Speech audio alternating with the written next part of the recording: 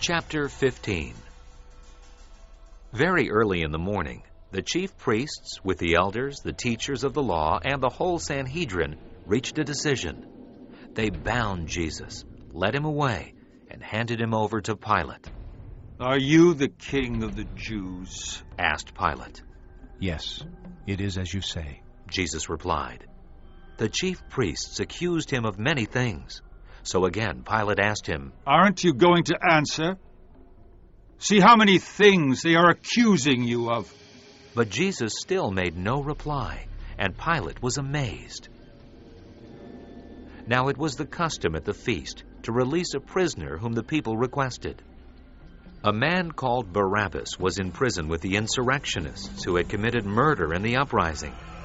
The crowd came up and asked Pilate to do for them what he usually did. "Do you want me to release to you the king of the Jews?" asked Pilate, knowing it was out of envy that the chief priests had handed Jesus over to him.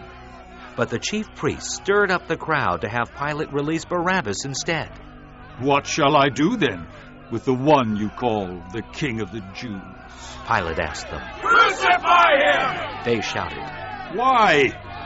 What crime has he committed?" asked Pilate.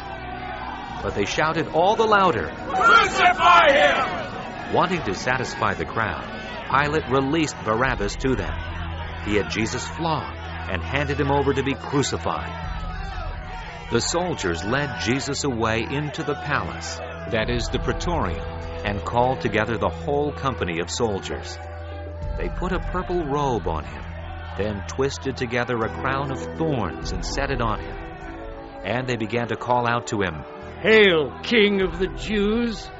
Again and again they struck him on the head with a staff and spit on him. Falling on their knees, they paid homage to him. And when they had mocked him, they took off the purple robe and put his own clothes on him. Then they led him out to crucify him. A certain man from Cyrene, Simon, the father of Alexander and Rufus, was passing by on his way in from the country, and they forced him to carry the cross.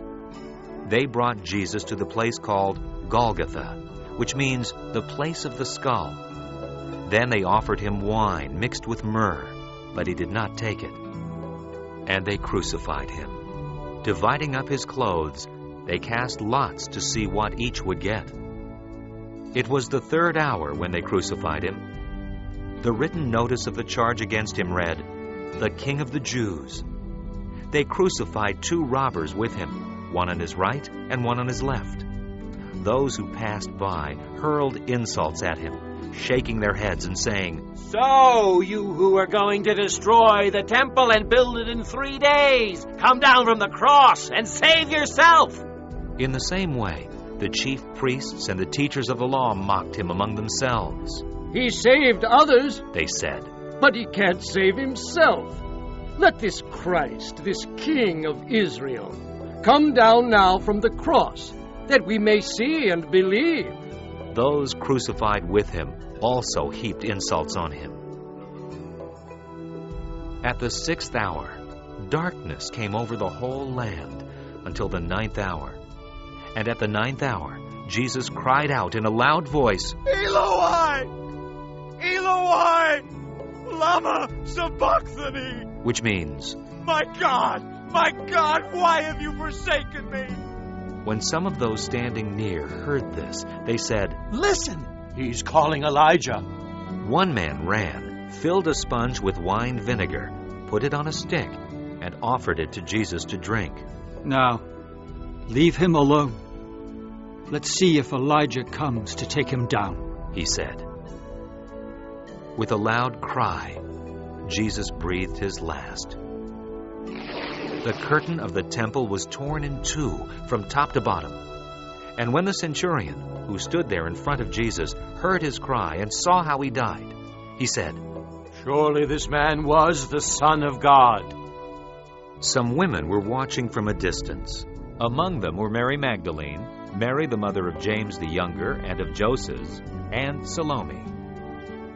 In Galilee, these women had followed him and cared for his needs. Many other women who had come up with him to Jerusalem were also there. It was preparation day, that is, the day before the Sabbath.